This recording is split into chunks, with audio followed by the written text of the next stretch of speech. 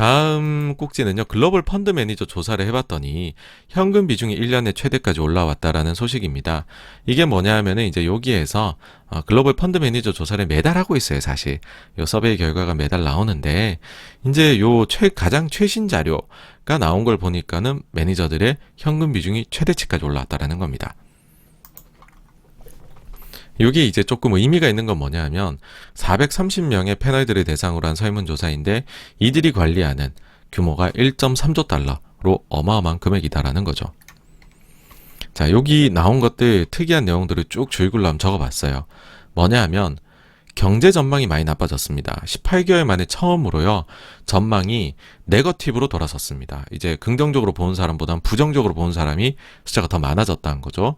그 다음에는 기업들의 마진이 감소할 것이라는 전망이 증가할 것이라는 전망보다도 더 많아졌습니다. 그 다음에 인플레이션이 일시적일 것이란 전망이 9월에는 69%였어요.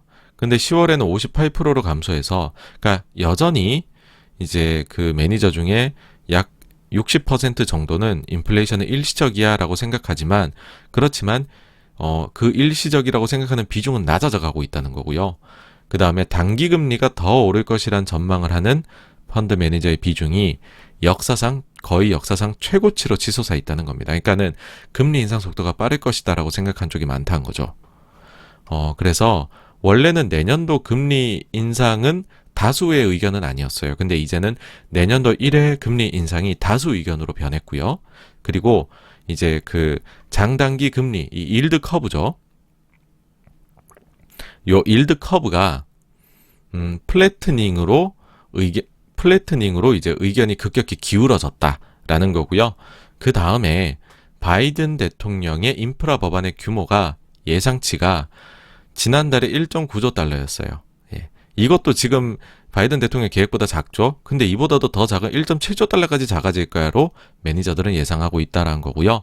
그 다음에 원자재 쪽입니다. 커머더티 쪽에 오버웨이트, 그러니까는 이제 비중을 확대해서 많이 갖고 있다는 거죠. 비중을 확대해서 갖고 있다는 대답이 조사한 이래로 역사상 최고치 수준으로 치솟았다고 합니다. 그러니까 커머더티에 대한 롱 베팅이 최고치란 거죠. 그리고 이제 헤지 펀드들에 대해 가지고 헤지 펀드들의 주식에 대한 순 포지션, 그러니까 롱숏을 했다고 가정했을 때, 뭐 예를 들어 롱 포지션에 60을 잡고 숏 포지션 40 잡으면 순 포지션은 20인 거잖아요. 요 순 포지션이 코로나 이후로는 최소치로 지금 내려앉았다는 거. 그리고 채권에 대해서는 아무도 갖기 싫어합니다. 언더웨이트 해둔, 비중 축소해둔 비중이 2000년 조사 이래 최대치라고 합니다. 채권은 다 버리고 있어요, 지금. 그 다음에 현금 비중은 12개월 내 최대치로 늘었는데, 요게 이제 사실 이제 기사 제목 자체는 이렇게들 많이 나왔어요. 그래서 현금 비중 늘었다, 와 증시 안 좋게 보나봐 인데, 조금 여기서 저희가 좀 캐치해야 될 부분, 이제 조금 가려서 봐야 될 부분이 있습니다. 뭐냐면 최대치로 늘었다고 하는 게 4.7이에요 지금. 그 전달이 4.3이었기 때문에 뭐 크게 는 거 아닙니다. 특히 과거 평균 요 조사에서 평균을 보면 현금 비중이 보통 펀드들이 4에서 5% 정도 있어요. 그러니까 그 범위 내에요. 그러니까 사실 12개월 내 최대치라는 말 자체는 아주 자극적이지만 현금을 그렇다고 그렇게 늘린 건 아니다라는 겁니다. 그리고 이제 최대 리스크로 무엇을 보느냐, 이것도 조사를 하는데, 순서대로 보시면 인플레를 제일 크게 봐요, 리스크로. 그 다음 중국 문제, 뭐 중국의 공동부유라든지 뭐 중국 쪽에 이제 지금 뭐 전력난이나 뭐 여러 가지들이 있겠죠. 그 다음에 헝다도 있겠고, 그 다음에는 이제 자산 시장이 너무 비싸다, 버블. 그 다음에 미국의 테이퍼링, 그리고 델타 변이, 그리고 미국의 재정 정책, 요런 순으로 이제 리스크로 여기고 있는데, 원래는 그 전달에는 인플레, 델타 바이러스, 델타 변이, 그 다음 자산 시장 버블 순이었어요.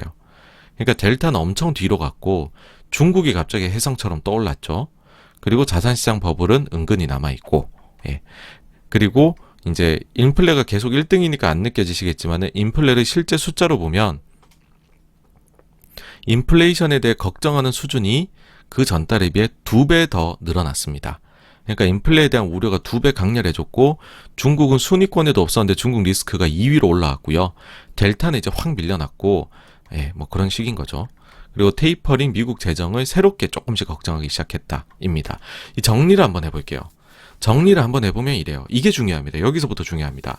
뭐냐면 급격한 포트폴리오 조정이 있었다는 겁니다. 한 달 사이에. 9월에서 10월로 넘어오면서 급격한 포트폴리오 조정이 있었고, 그러면서 뭐가 달라졌냐? 주식에 대한 순 노출 포지션이 달라졌다는 거죠. 헤지 펀드들이 주식에 대해 가지고서 순 노출 포지션이 거의 한 40 이렇게까지 됐었어요. 근데 그 20으로 지금 절반 이하로 낮아졌거든요. 그러니까는 급격하게 숏을 늘렸습니다. 그리고 채권 포지션을 크게 줄여버립니다. 그러니까 채권에 대해 가지고서 지금 롱 배팅을 하는 비중이 2000년 조사 이래로 최저입니다. 이렇게까지 채권을 싫어하는 경우가 없어요, 지금. 대신에 그럼 뭘 늘렸느냐? 줄인 게 있으면 늘린 게 있을 거잖아요. 커머더티입니다. 원자재에 대한 지금 노출은 그러니까 역사상 거의 최대치입니다. 그러면서 경기에 대한 이제 미래에 대한 예상은 펀드 매니저들이 향후 경기에 대한 자신감은 많이 줄어들었다는 거고, 이제 인플레하고 중국에 대해서 많이 걱정한다. 예. 그러면서도 아까 말씀드린 대로 이러면 되게 안 좋게 보는 거잖아요, 여러분. 이처럼 굉장히 나쁘게 보는데, 그러면 위험을 이제 내 포트폴리오의 위험을 줄이는 방법으로 뭐가 있을까? 그럼 크게 뭐 두 가지겠죠. 하나는 현금을 많이 늘리는 거. 또 다른 하나는 숏 배팅을 크게 하는 거. 세 가지가 되겠네요. 또 다른 하나는 그 안에서 뭔가 롱숏 페어를 잘 잡는 거겠죠. 근데 지금 보면은 현금을 늘리는 게 아니라, 그러니까 현금은 조금 늘리긴 했지만 아까도 말씀드렸지만 4.7이라 4.3에서 조금 늘어났고 과거 평균 4, 5% 사이 범위 안에 있다 했잖아요. 그러니까 현금은 아니에요. 이걸로 지금 위험 해지하려는 게 아니고, 지금 보니까는 주식 쪽에서는 숏 늘렸죠. 그 다음에 채권하고 커머더티로 지금 언더웨이 시키고 오버웨이 시켜갖고서 페어를 잡아놓은 거예요. 그러니까 이걸로 지금 우리가 펀드 매니저들이 생각하는 위험에 대해서 대응을 급격하게 한 거죠. 그게 한 달 사이에 나타난 겁니다. 그러니까 이렇게 했다 보니까 최근에 보시면은 막 원자재 가격은 쫙쫙 올라가고, 국채금리 미국도 보면은 막 바닥에서 지금 가파르게 갑자기 최근에 1.7까지도 상승을 했었고, 그리고 각국에 보면은 주식들이 좀 빠졌었던 거.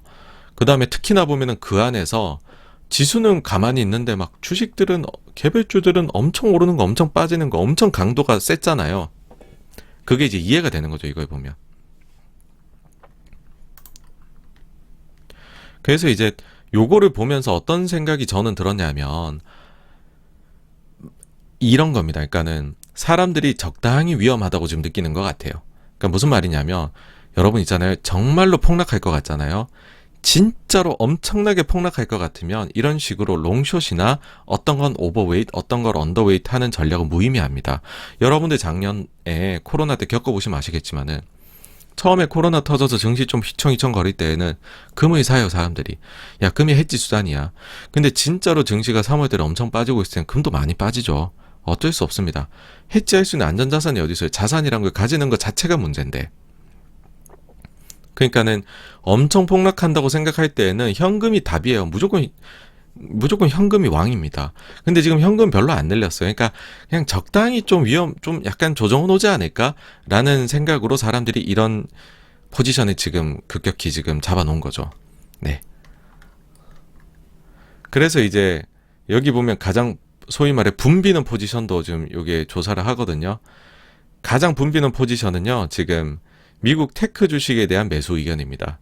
이게 지금 뭐 사실은 코로나 이후부터 이게 계속 1등이에요. 이게 계속 1등이고, 그 다음 계속 2등 하는 것도 있습니다. 뭐냐면 ESG에 대해서 롱 하는 겁니다. 이것도 지금 계속해서 좋아하는 사람들 포지션이고, 그 다음에는 중국하고 신흥시장에 대해서 숏 치는 겁니다.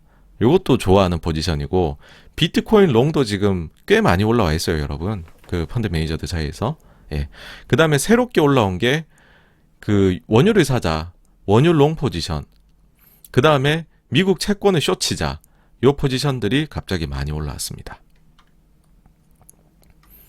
근데 여러분, 가장 핵심은 원래 보통 맨 마지막에 얘기하죠. 제일 핵심 제가 말씀드릴게요.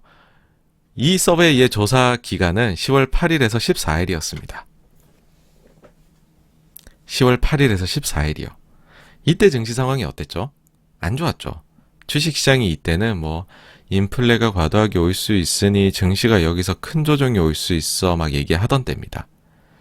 그런 아주 사람들의 심리가 부정적일 때 했던 조사라는 거죠. 그래서 제가 볼 땐 최근에 증시 다시 올라갔잖아요. 특히 미국 증시는 다시 거의 신고가를 다시 갱신하고 있는 중인데, 이때 줄여놨던 거에 사고 있는 것 같아요. 앞만 봐도. 그러니까 이때 포지션들 중에 몇몇 개를 과도하다 여기고, 가령 이제 헤지펀드 입장에서 주식 순노출이 너무 줄였나? 야, 다시 주식 롱을 좀 늘려볼까? 뭐 하는 것들이 나오는 거죠. 그러니까 이게 굉장히 이제 전형적으로 좀 위기가 있을 것 같아서 처음에 이제 차가운 이성으로 안전하게 주식하시는 분들이 증시가 사실 많이 올랐잖아요. 좀 빠질 것 같아 라고 해서 이제 아주 안전한 포트를 구성했다가 아닌가 다시 반등하나 하면서 급하게 따라잡을 때 그런 일이 발생하거든요. 제가 볼 때는 이 조사가 됐던 시기가 그런 차가운 마음을 가진, 이성을 가진 사람들이 늘어나게 만들었던 시기에 조사가 되었고, 그 이후에 더 안 빠지고 올라가니까는 다시 좀 주식 포지션이 늘린 것이 아닌가라는 생각입니다. 그래서 다음 달에 조사 결과가 나오면은 이거랑은 사뭇 다른 게 갑자기 또 나오지 않을까 싶은데, 이게 솔직히 어떻게 보면은 증시가 막 이렇게 이제 소위 말해 시세가 젊을 때 나오는 행동이 아니라 시세가 좀 많이 나이가 들었을 때 이런 왔다 갔다가 심하거든요. 그래서 약간 그런 모습이 요번에 이제 조사 결과에서도 보인다. 이런 말씀 드리고 싶네요. 그래서 여기까지가 세 번째 꼭지, 글로벌 펀드 매니저 서베이에 대한 거 말씀드렸고요. 다음 넘어가겠습니다.